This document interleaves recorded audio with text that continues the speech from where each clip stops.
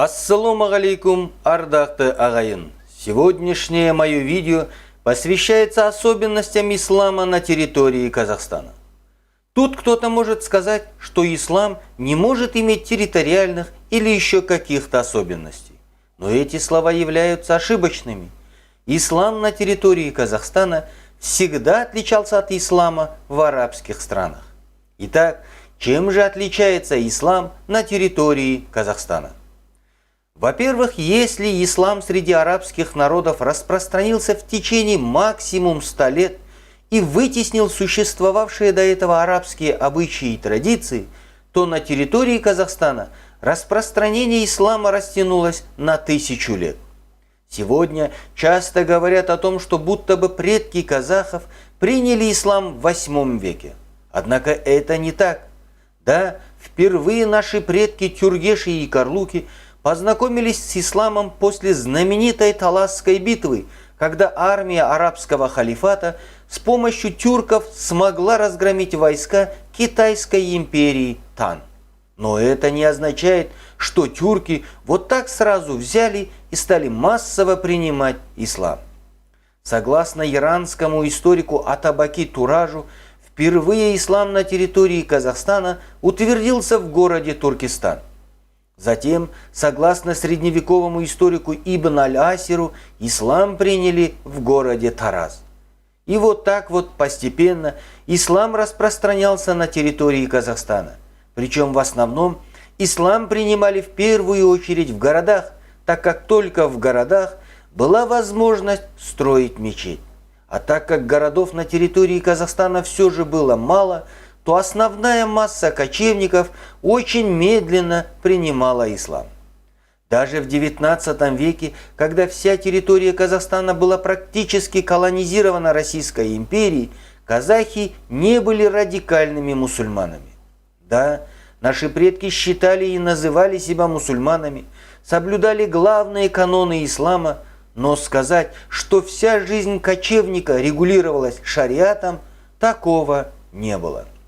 Наши предки и мы, казахи, никогда не отрекались от своих национальных обычаев и традиций, удачно сочетая их с исламом. Вместе с такими мусульманскими обрядами, как Сүндет и Жаназа, у казахов сохранились доисламские праздники, как Наурыз, и доисламские обычаи, как Цаукесу. Кроме того, все споры и конфликты среди казахов регулировались уникальными народными законами, которые на 90% состоял из степных обычаев адет и только на 10% состоял из норм шариата.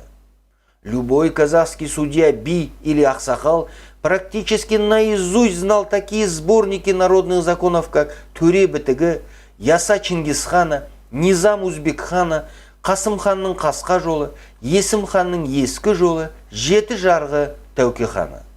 Самая главная особенность всех этих сборников заключалась в том, что на каждого преступника судьи смотрели как на представителя определенного рода и даже как на своего родственника. Вот почему в большинстве случаев казахские би использовали в качестве наказания кун, а смертная казнь применялась крайне редко. Заметно большое место в жизни казахов всегда занимал культ предков. В самые трудные минуты казахи призывали на помощь своих предков, выкрикивая их имена. Особым почетом пользовались духи выдающихся людей. В их честь приносили в жертву животных, ездили на поклонение к их могилам. На их могилах каялись, приносили присягу. Путнику, которого ночь застала в степи, обычай рекомендовал ночевать возле могил, ибо здесь никто не решится совершить над ним насилие. Постепенно имена выдающихся предков стали превращаться в боевые кличи рода Уран. При этом почитание предков не означало забыть про Всевышнего. Почитание предков не заменяло веру в Аллаха. Скорее наоборот, кочевники считали, что их выдающиеся предки как минимум на один шаг стоят ближе к Аллаху и смогут донести просьбу до Всевышнего намного быстрее, чем обычный человек. Кроме того, у казахского народа сохранился свой особый погребальный обряд, который проводился в соответствии с шариатом, однако в нем сохранилось немало доисламских традиций.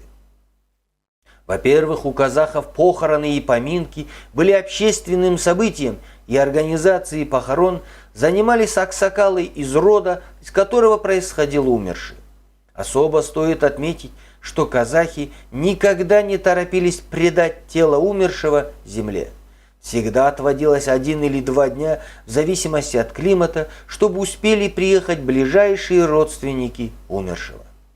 Перед прочтением заупокойной молитвы жаназа наиболее почетным гостям всегда преподносились дорогие подарки, а на кладбище раздавали жыртыс, лоскутки ткани в качестве подарка покойного за участие в его проводах на тот свет.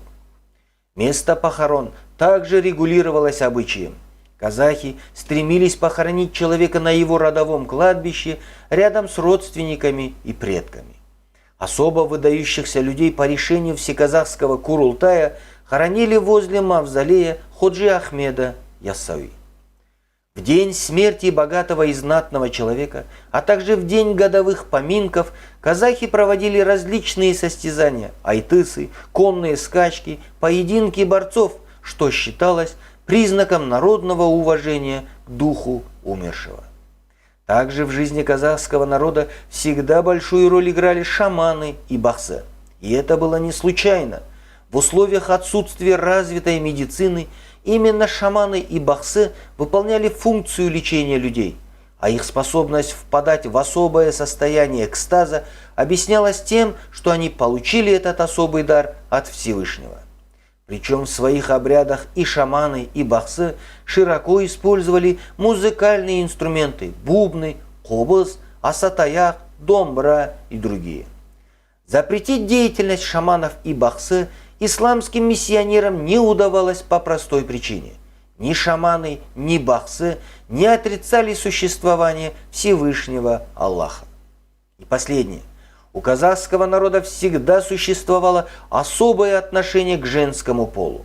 В то время как все другие исламские народы практически полностью одевали своих дочерей и женщин в хиджаб и паранджу, тюрки и их потомки казахи разработали специальную традиционную женскую одежду, которая соответствовала и кочевому образу жизни, и нормам ислама. Посмотрите на дошедшие до нас реальные фотографии казахских женщин и девушек. Разве можно сказать, что одежда на них не соответствует исламу? Конечно, нет. Мало того, у казахов каждой возрастной группе женщин соответствовал свой головной убор. Взрослые незамужние девушки надевали конические шапки с меховой опушкой, которая украшалась перьями филина. В течение первого года замужества женщина носила свадебный головной убор саукеле, который через год сменяла на жилек. После рождения первого ребенка женщина одевала кимешек и жаулак. Кроме того, кочевники воспитывали своих дочерей такими же гордыми, отважными, смелыми, готовыми в любой момент встать на защиту родной земли. Вот почему у казахов появилась и была в большом почете игра «Казку». Также надо отметить, что казашки всегда сидели со своими мужьями, братьями и гостями за одним дастарханом. И это подчеркивало, женщина в жизни каждой казахской семьи играла немаловажную роль и принимала участие в принятии решений. В семье статус девочки был не ниже статуса мальчика.